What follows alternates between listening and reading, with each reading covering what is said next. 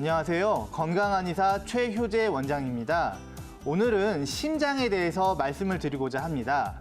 심장질환은 대한민국 10대 사망 원인 중에 1위인 암에 이어서 두 번째를 차지하고 있는데요. 또 심장과 관련된 뇌혈관 질환이 그 다음을 차지하고 있기 때문에 이 심장 질환은 굉장히 중요하다고 할 수 있겠습니다. 그래서 심장에 대해서 간단한 건강 상식에 대해서 말씀드려보고자 하겠습니다. 첫 번째, 심장 소리에 대해서 말씀을 드리겠습니다. 우리 한국인들은 심장 소리를 두근두근, 콩닥콩닥 이렇게 표현을 하죠. 미국인들은 심장 소리를 럽덥, 럽덥 이렇게 표현을 합니다. 그렇다면 심장 소리는 과연 어디에서 나오는 걸까요? 병원에 가면 가끔 의사 선생님들이 청진기를 대고 심장 소리를 듣는 경우가 있는데요. 이제 판막의 소리를 듣기 위해서 듣는 겁니다. 심장은 두 개의 심방과 두 개의 심실이 있는데요. 심방과 심실 사이에는 승모판과 삼천판이라는 판막이 있습니다. 이 판막이 제대로 활동을 할 때 심장에 잡음이 없고 심장 소리가 규칙적으로 들리고요. 또한 동맥혈이 역류하는 경우가 생깁니다. 그런 경우에는 심장에 잡음이 생기기 때문에 심장의 청진을 통해서 이런 걸 확인할 수가 있습니다.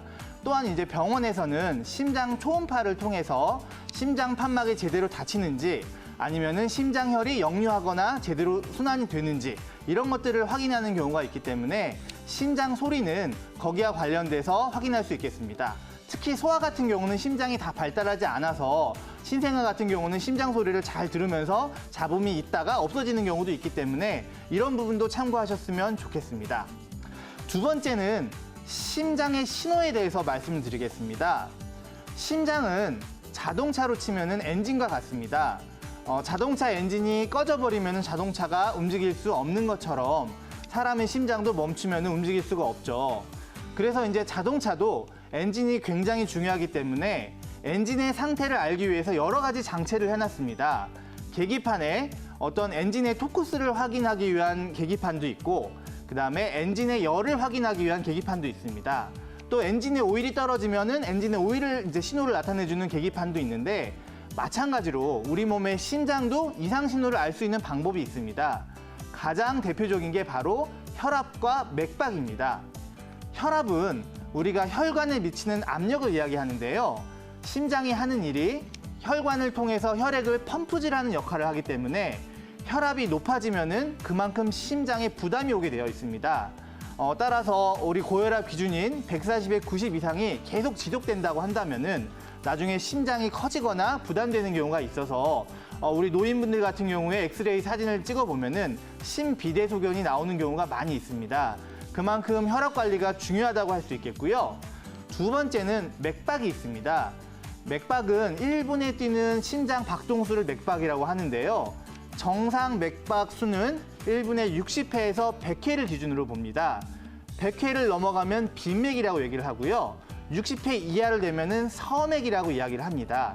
그래서 이제 100회가 자꾸 넘어가고 하면은 어떤 심장에 부담이 되는 건데요. 갑상선 기능 항진증이라든가 뭐 빈혈이라든가 아니면 어떤 과로라든가 여러 가지 질환이 있을 수 있으니 만약에 심장 박동수가 100회가 자꾸 넘어간다 하시면 그때는 꼭 병원에 가셔서 확인을 해보시는 게 좋습니다. 또 이제 심장 박동수는 규칙적으로 뛰어야 되는데 규칙적으로 뛰지 않고 뛰었다 안 뛰었다 이게 불규칙하게 뛰는 경우가 있습니다.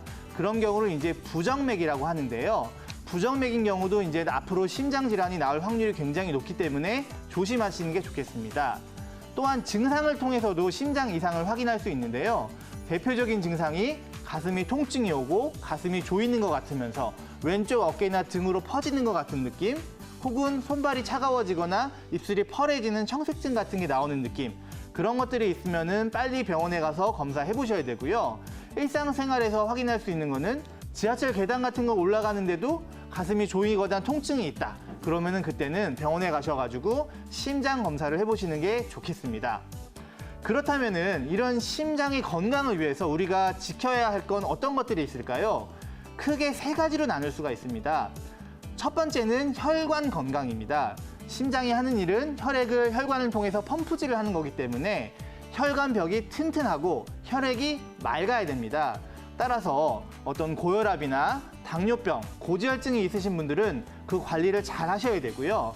식생활 속에서도 너무 짠 음식이나 너무 기름진 음식 이런 것들을 피하시는 게 좋습니다. 또 이제 담배는 말초 혈관을 수축시키기 때문에 피하시는 게 좋고, 너무 추운 겨울날은 혈관 벽이 굳어져 있기 때문에 너무 추운 겨울날에 급격한 운동은 피하시는 게 좋겠습니다. 두 번째는 스트레스랑 심장 건강이랑 굉장히 밀접한 관계가 있는데요. 어떤 호르몬이라든지 자율신경 문제 때문에 스트레스를 많이 받게 되면 심장 기능이 문란하게 됩니다. 우리 영화나 드라마에서 갑자기 심장을 움켜쥐고 쓰러지는 경우를 많이 보셨을 텐데, 어떤 수면이나 스트레스 관리가 심장 질환과 직결된다는 걸 명심하시고요. 마지막으로 운동하는 방법에 대해서 말씀을 드리겠습니다. 심장은 이제 무산소 운동보다는 유산소 운동이 좋은데요. 사람에 따라서는 격렬한 운동도 좋겠지만은 보통 이제 허리나 무릎이 아프신 어르신분들이 많으니까 걷기 운동을 추천을 드립니다. 걷기 운동은 보통 이제 한 40분 정도 걸어주시는 게 좋으신데, 뭐 10분 정도 걸었다가 쉬시고 이런 운동이 아니라 한 빠르게 걸으시면서 등이 약간 촉촉하게 젖는 정도의 운동을 추천을 해드립니다. 좀 표현을 하자면은 걸을 때 말은 할 수가 있는데 노래는 할 수 없는 정도, 그 정도의 속도로 걷기 운동을 한 3, 40분 규칙적으로 하신다면은 어떤 심장에도 도움이 되고 몸에도 도움이 되는 그런 운동을 하시게 될 것입니다.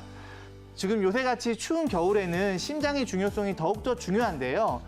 이런 내용을 참고 삼아서 심장 건강을 잘 지키셨으면 좋겠습니다. 지금까지 건강한 의사 최효재 원장이었습니다.